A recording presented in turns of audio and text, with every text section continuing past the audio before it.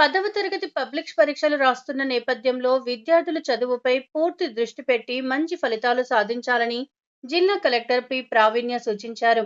శుక్రవారం జిల్లాలోని కంది మండలం కాశీపూర్ గ్రామంలోని కస్తూర్బా గాంధీ బాలికల విద్యాలయం, అంగన్వాడీ కేంద్రం, ఇందిరమ్మ ఇండ్ల నిర్మాణాలను ఆకస్మికంగా పరిశీలించారు.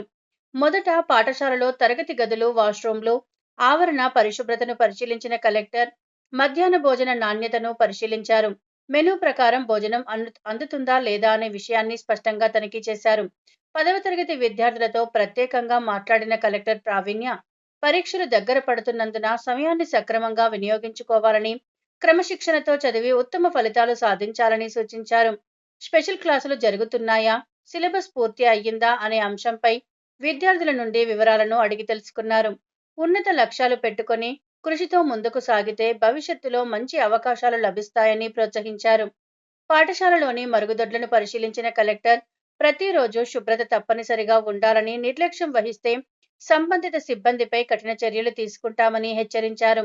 అనంతరం అంగన్వాడీ కేంద్రాన్ని సందర్శించి అక్కడి మౌలిక వసతులు, పిల్లలకు అందిస్తున్న ఆహారం, మెనూ అమలు పరిస్థితులను పరిశీలించారు. చిన్నారులకు పంపిణీ చేసే షూలు అందరికీ చేరాయా అనే వివరాలను కూడా అడిగి తెలుసుకున్నారు.